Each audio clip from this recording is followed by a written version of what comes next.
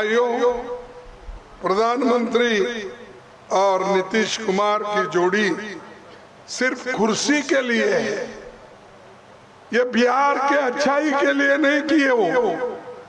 अब नीतीश कुमार तो एक दिन यहाँ वो दिन में उधर, और क्या वो देश के लिए गए क्या? अपने लोगों के हित में गए? एक बार हमारे गोद में आते हैं, यहाँ का होने के बाद कुछ अंदाजा लगा कि इस बार बीजेपी आने वाली है, तो फिर इधर से उठ के यहाँ से एकदम उधर जाते हैं। तो ये देश के अच्छाई के लिए एक नहीं होते, देश को बर्बाद करने के लिए, अछूतों को बर्बाद करने के लिए, बैकवर्ड लोगों को बर्बाद करने के लिए और किसानों को बर्बाद करने के लिए बार बार टूटते हैं, फिर जुड़े जाते हैं। यह आप ध्यान में रखो, कोई किसी एक चीफ मिनिस्टर बनने से देश का उद्धार नहीं होता। देश के उद्धार उस वक्त ही होगा हम सब मिलके अगर देश के लिए काम करेंगे, गरीबों के लिए काम करेंगे, तभी हम आगे बढ़ सकते हैं और देश भी आगे बढ़ सकता है। भाइयों, ये बजट सत्र में परसों हुआ, इसमें क्या हुआ?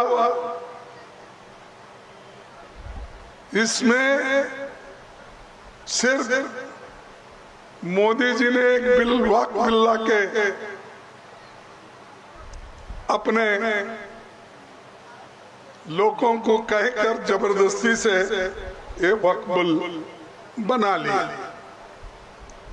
भाई आज तक उस पे किसी का तकरार ही नहीं था, लेकिन अब जहां झगड़ा नहीं हो रहा था, जहां डिस्प्यूट नहीं है, वहां मोदी जी डिस्प्यूट कराने लगते हैं, झगड़े कराने लगते हैं और लोगों को हिंदू और मुसलमान में बांटने के लिए, बैकवर्ड्स और अमीरों को अलग करने के लिए, बैकवर्ड और अति बैकवर्ड को अलग करने के लिए ये काम करके उन्होंने देश को इतना तबाह और तंग कर दिया है।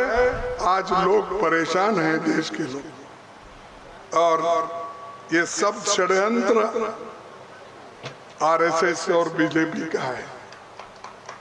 आरएसएस और बीजेपी ये गरीबों के दोस्त हो नहीं सकते, किसानों के दोस्त हो नहीं सकते और महिलाओं के दोस्त भी नहीं हो सकते, क्योंकि मनुस्मृति में क्या लिखा है? जैसा शूद्रों को दूर रखते हैं वैसा ही महिलाओं को दूर रखना चाहिए, उनको शिक्षण नहीं देना और कौन से भी पवित्र कामों में महिलाओं की भागीदारी नहीं होना।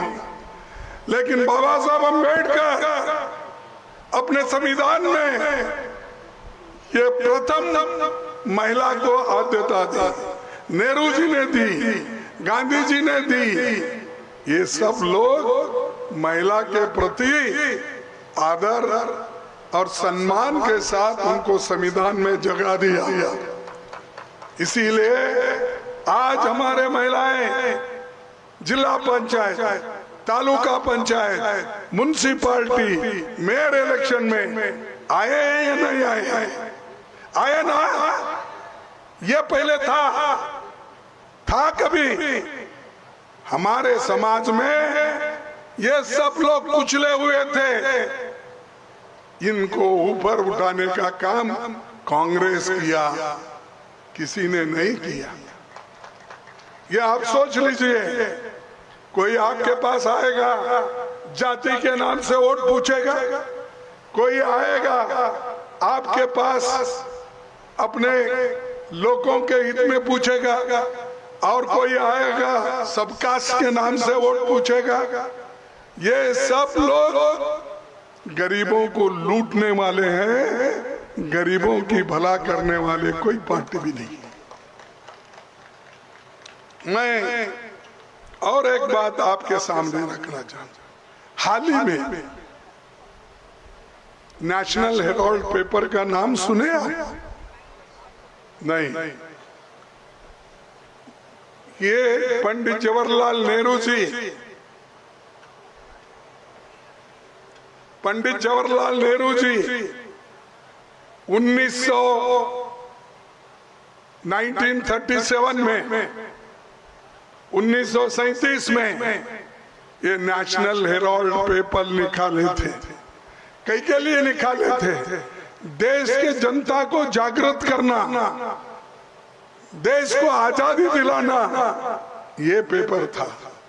एक पेपर अंग्रेजी का जो नेशनल हेराल्ड पेपर है, एक पेपर था हिंदी में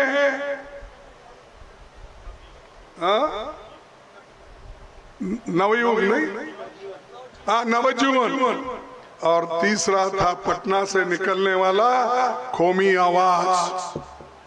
ये 3 पेपर जवाहरलाल नेहरू जी ने निकाला जनता की आवाज ब्रिटिश तक पहुंचाने के लिए, ब्रिटिश गवर्नमेंट को बताने के लिए और लोगों को जागृत करने के लिए। अरे